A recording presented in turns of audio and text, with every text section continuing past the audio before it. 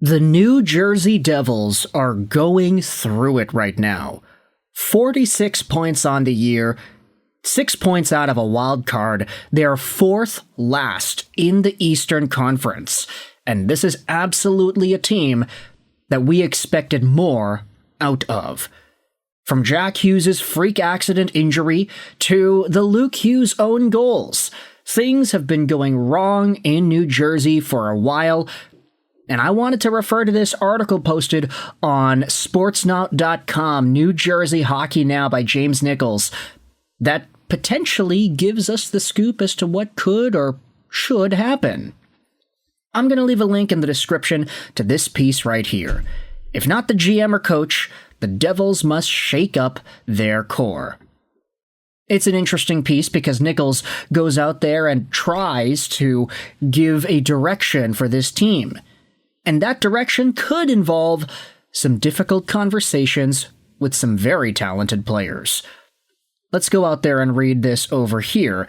It goes over some commentary made by Devils head coach Sheldon Keefe, saying that this is not my first crisis in my coaching career, and I don't plan on wasting it.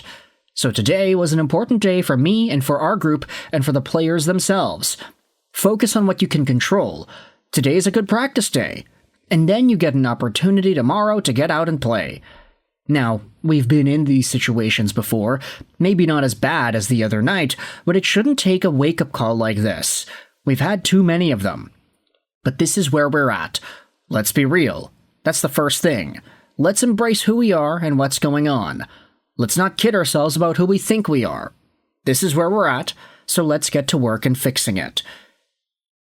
Now, of course, there have been a number of bad losses by New Jersey over the past few days. From the 9-0 loss to the Islanders to Luke Hughes also being a goal scorer for the Hurricanes, it's been a bad couple of days for this team. And we already spoke about this yesterday, how Dougie Hamilton was going to be a healthy scratch. By the way, yeah, the Devils ended up losing in regulation to the Winnipeg Jets. Vancouver thanks you, New Jersey, because Winnipeg is climbing up the standings. But if you take a look at the situation in Jersey, it just keeps on getting uglier and uglier, which is why we continue to talk about the top guys on the team, the players that are making money and the players that are supposedly going to take this team to the promised land. Scroll down further into this article, read about Dougie Hamilton or Andre Palat, and you'll get into the Quinn Hughes talk. It felt like the Devils were waiting for something to happen with Quinn Hughes, as they were front and center in the trade rumors. Ultimately, Quinn unexpectedly landed in Minnesota, and there was certainly disappointment in the locker room, whether that's because certain players knew their names were part of trade discussions, or because there was no impact player coming to save them. In fact, it still feels like the Devils are waiting for something to happen. First and foremost, the Devils need to inject some truth serum into the Hughes brothers. After how Luke Hughes was verbally assaulted a few nights ago, and the continued hardships that Jack Hughes is a part of, whether he's part of the problem or not, Devils ownership should be asking them just how committed they are to the organization. That might sound silly after Luke signed a 7-year contract in the summer worth $9 million a year, and with 4 years remaining on Jack's contract after this season. However, the circumstances have changed. No one foresaw the Quinn debacle happening when and how it did. If it's good news and they're 100% fully committed, great. If they're 99.9% committed or lower, cut bait. Retrieve a Quinn-like haul for the brothers, and accelerate a youth movement that is not a total rebuild. Otherwise, it's time to take a look at Jesper Bratt, Nico Hischier, and Timo Meier. Now, this idea is quite interesting, and I think a lot of Devils fans have tried to suppress the idea in their brains the past little while, but I think so many folks are also subconsciously thinking about this sort of stuff as well, that one Jack and or Luke Hughes could or maybe even should be on the move if things continue going down this path, and if either of these guys are not committed 100%. Jack Hughes is slowly starting to get back up there in point production. I mean, he hasn't had a goal since December 21st. He hasn't really done much, honestly, considering the fact that he got injured back in November. It was a very good season for Jack Hughes to open things up with hat tricks and multi-goal games, but ever since he came back from cutting his hand, it's been pretty slow. Meanwhile, Luke Hughes has not really progressed too much in terms of the actual points. He's on pace for 44 points this season over a full 82-game campaign, which would be the same amount of points that he had last year, but in 11 more games.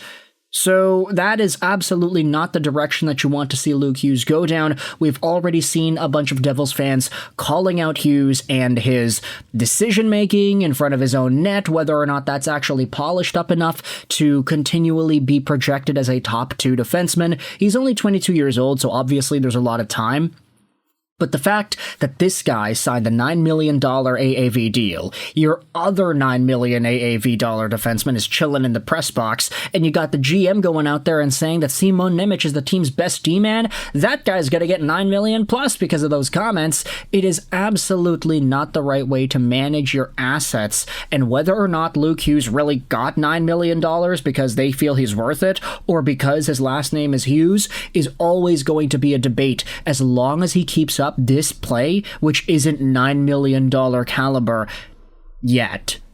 I'll be nice and say yet. Luke Hughes, with the terrible game against the Carolina Hurricanes and then being a part of a 9-0 stomping where he played 24 minutes, obviously this is not going to feel good for a young, up-and-coming superstar playing with one of the best young families in the NHL. But the unfortunate truth about it is the guy was able to get some money because of that family tax. And there was a floating idea that his team, New Jersey, was the upfront runner for Quinn Hughes in a trade. The fact that the Devils didn't have the assets to match Minnesota, and the fact that Minnesota seems to be a new good home for Quinn Hughes, makes things a lot more difficult if you are a New Jersey Devils fan. Again, we have said this, but it's almost weird. Like, this is the first time an NHL team has gotten ruined because of a trade made with another player between two completely unrelated teams. Vancouver and Minnesota making a trade for Quinn Hughes seems to inadvertently ruin the way Jack Hughes and Luke Hughes' long-term future looks to be with the Devils, despite the fact that Jack signed on till 2030 and Luke signed on till the end of 2032. It's going to be a pretty bumpy ride over the next little while, and I want you to let me know your thoughts in the comment section below. How do you feel about the possibility of New Jersey going out there and trading Jack or Luke Hughes as a part of this ongoing retool, whatever you want to call it, with the team losing and Jack and Luke Hughes potentially not being 100% fully committed? If these guys are 99.9 or lower, retrieve a Quinn-like haul for them. That is what James Nichols going out there and writing over here. Let me know your thoughts in the comment section below. Do you think Jack or Luke Hughes could or should get traded? I hope you enjoyed this video. Sign on, and bye.